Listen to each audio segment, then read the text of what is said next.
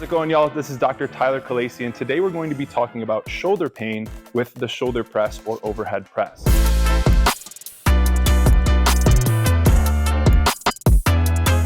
If you have shoulder pain or neck pain when you're overhead pressing, my first recommendation is going to be reduce the weight.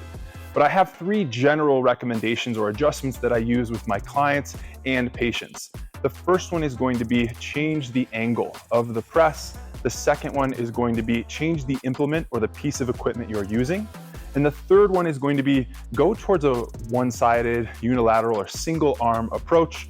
Let's dive into each of those right now. So when we look at the standard overhead press, typically that's done with a barbell, we can see that both arms or hands are locked in the same position without much freedom to move. And that standard overhead press puts us at the almost end range of our shoulder flexion range of motion. Now, if someone has pain in their neck or shoulder when they're overhead pressing, and we're asking the shoulder to go to its end range, potentially an area that's painful, what we want to do is, like I said before, change the angle, maybe change the implement or piece of equipment that's being used, and then create a more one-handed or one-arm unilateral approach to give some more freedom. So before we go changing the piece of equipment, we can start by changing the angle. You see we've got Coach Dylan here sitting at a slight decline.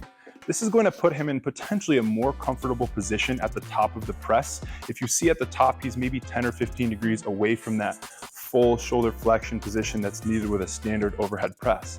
If he still has pain here, we can bring him even further into an incline or declined position. Sure, it's going to emulate a little bit more of an incline press, but we're still going to be getting some shoulder work, and then we can work back up more vertical as he gets stronger or more pain-free. The other variation we can use to change the angle of the press is a landmine press. So Coach Dylan's going to get down into a half kneeling position, bring that bar up into the front rack position as if he was holding a barbell or a dumbbell. And then he's going to press out at an angle. Stop at the top. Great. We can see here that Coach Dylan is like 30 degrees away from that full flexion range of motion, which is probably the most painful. We can also use this press to teach a stronger scapular control, a little bit stronger scapular muscles, and we can repattern that pressing position and movement so that he can get strong overhead. As he gets stronger, we can bring him further into that flexion range of motion by leaning forward, progressing his range of motion, progressing his strength overhead as he gets less pain. So if the first option of changing the angle didn't quite reduce your pain, we can move from a barbell to either dumbbells or kettlebells. This gives you more freedom from one side to the other. If you see Coach Dylan has his arms angled slightly more inward, which may be more comfortable for him and not quite possible with the barbell. We can also allow for more rotation throughout the press.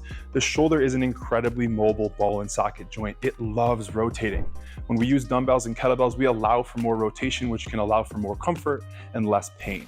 If that bilateral approach is not working, we can move to a single arm approach, which allows you to focus a little bit more on one arm, put your attention and your effort into one side.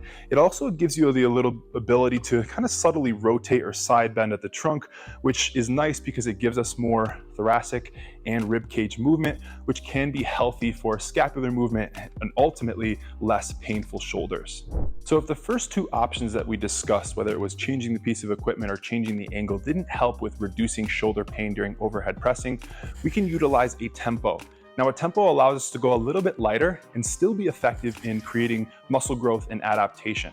So we're going to use a 2-second hold overhead and then a 2-second down tempo. So Dylan's going to press up, hold for 1, 2, and then come on down nice and slow, and then press right back up, holding for 1, 2, and then coming down slow. Good.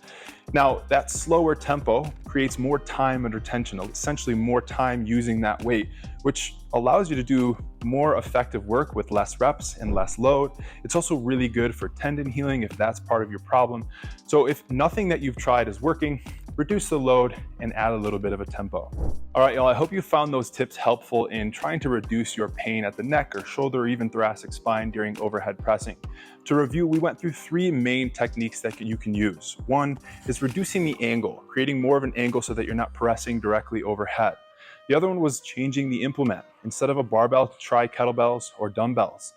And the third was adding a tempo and maybe a hold overhead, giving you more of an endurance focus, more of a stability focus, and then you can work your way back up to that normal speed with heavier weights. Dylan, how did the tempo feel for you?